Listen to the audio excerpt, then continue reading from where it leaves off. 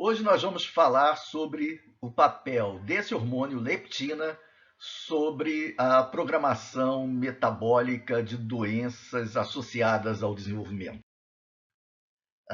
Vocês nunca vão ver um animal como esse na natureza, ou seja, animais selvagens não ficam obesos. Nós temos um controle muito preciso da massa de tecido adiposo quando estamos em vida selvagem.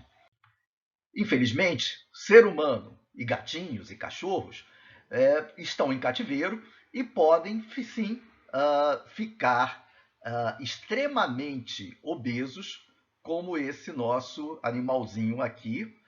E também animais em hibernação podem acabar ficando obesos também no período pré-hibernação. E depois eles perdem essa massa de tecido adiposo. Quem regula esse tipo de comportamento é esse hormônio aqui chamado leptina. Ela é produzida no tecido adiposo e ela atua em vários tecidos. Tem uma atuação que chamamos pleiotrópica. Ela atua principalmente no hipotálamo, inibindo o apetite, a gente vai ver no próximo slide, mas também atuando sobre hormônios sexuais, tá? E sobre a função tiroidiana, além de também estabelecer um controle sobre o hormônio de crescimento. Atua no pâncreas, sobre a secreção de insulina, diretamente nas gônadas, tanto do ovário quanto do testículo, na liberação dos esteroides sexuais, testosterona, estrogênio e progesterona, nos vasos sanguíneos, no sistema imune e diretamente na tireoide. Sobre o sistema de regulação do apetite no hipotálamo, ela atua inibindo os hormônios orexígenos, como o AGRP e o NPY, e os hormônios anorexígenos, ou seja, que inibem o apetite, como a proopiomelanocortina e o transcrito relacionado à cocaína e anfetamina, o CART. Dessa forma, o efeito final é um aumento da ação das orexinas com aumento do apetite. Tá? E nós vamos depois falar de cada um desses neurotransmissores relacionados ao controle do apetite. Bem, então, se a leptina inibe o apetite, ela seria ótima para o tratamento de indivíduos obesos. E aqui tem uma família, esses três aqui são indivíduos obesos por uma deficiência na produção de leptina. Vejam, depois de alguns meses de tratamento com leptina, eles estão na mesma posição da foto, como eles emagreceram. Isso daqui são as doutoras que fizeram o tratamento, né? Então, seria uma grande esperança a leptina para tratar a nossa Gwyneth Paltrow aqui, naquele filme que vocês lembram, né? Com leptina e termos a Gwyneth Paltrow. Mas, infelizmente, a leptina, na maioria dos indivíduos obesos, que não são por deficiência na produção de leptina, ao administrarmos a leptina, rapidamente ela provoca uma resistência à sua própria ação. E nós vamos mostrar aqui como isso se procede nos slides seguintes. Então, a leptina se liga a um receptor de membrana e ela ativa proteínas de sinalização, aqui no caso a JAK2 e a STAT3, que são fosforiladas pela ação da leptina nesse receptor.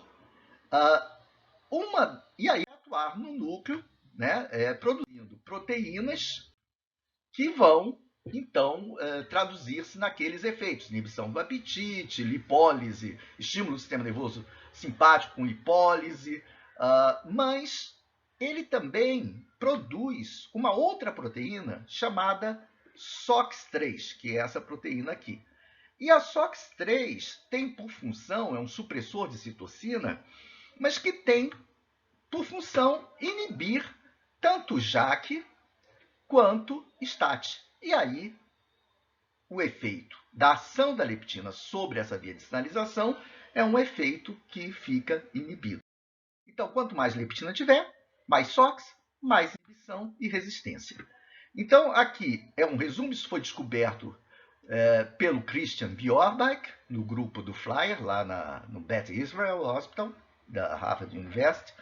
E depois o Flyer mostrou também, bem mais tarde, que essa SOX3 também inibia a via de sinalização de insulina.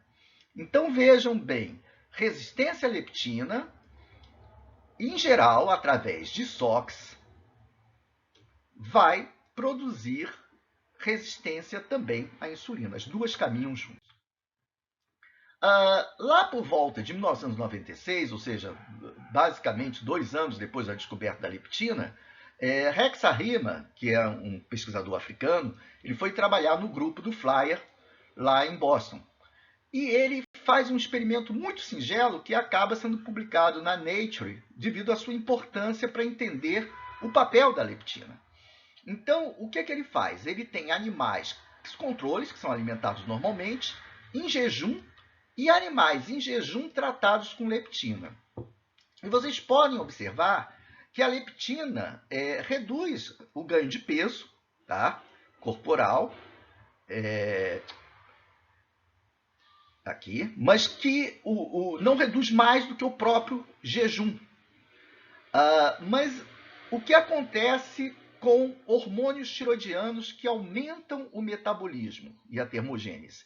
Ocorre uma diminuição no jejum, e quando você trata com leptina, volta aos níveis normais. A mesma coisa com o hormônio sexual masculino, a testosterona, que reduz durante o jejum e volta com tratamento com leptina, mesmo o animal sendo mantido em jejum. Então, isso mostrava que o papel principal da leptina é que durante a desnutrição, os seus níveis caem, e ao caírem, você diminui a repressão da leptina sobre os hormônios orexígenos, então eles aumentam, consequentemente aumentam o apetite, e diminui o estímulo sobre os hormônios anorexígenos, e aí também aumenta o apetite. Sem leptina, ocorre um menor efeito do sistema nervoso simpático, menor lipólise, aumenta o apetite, e sobre a função tiroidiana, sem leptina, a função tiroidiana cai, assim como a função reprodutiva e o crescimento. E isso é interessante, porque o animal ficaria em situação de desnutrição, gastando menos energia. Se aparecer alimento, ele tem apetite para comer mais, e também, então, a função sexual dele está reprimida, e aí você diminui a reprodução, consequentemente a competição por alimentos numa situação de desnutrição crônica. Bem, voltando àquele experimento que eu falei na apresentação anterior, nós estávamos interessados no efeito da desnutrição proteica ou na desnutrição energética sobre o desenvolvimento dos filhotes, ou seja, um efeito da nutrição, do imprint nutricional, sobre a programação de doenças, no caso, a obesidade. E lembre-se que a Patrícia Lisboa tinha mostrado que ocorre uma diminuição da prolactina, mas um aumento da leptinemia das mães e uma diminuição da função tiroidiana, na mesma linha do que o Rex Harima tinha mostrado. E vejam o que a Cíntia mostrou, que era uma mestranda do nosso laboratório, com a leptinemia dos filhotes. Você tem uma diminuição no meio da lactação e um aumento ao final da lactação. Isso aqui só repete esse lado aqui.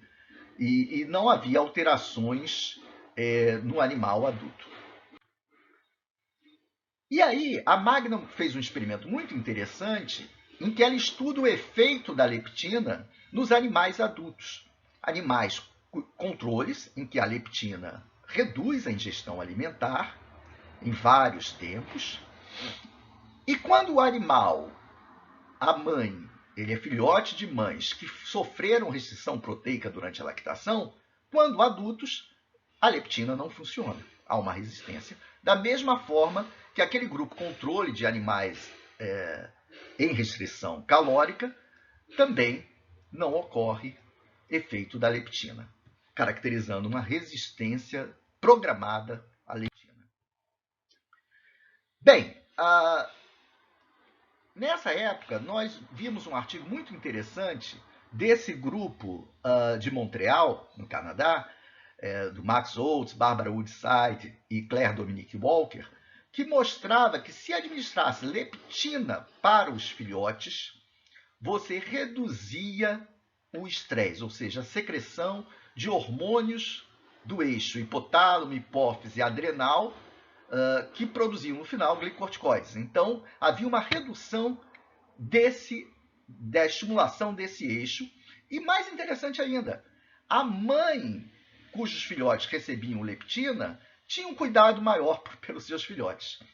Então, a gente achou interessante, olha, vamos ver o que é que acontece se a gente tentar programar os animais com a mesma dose que esse grupo utilizou durante os 10 primeiros dias de vida.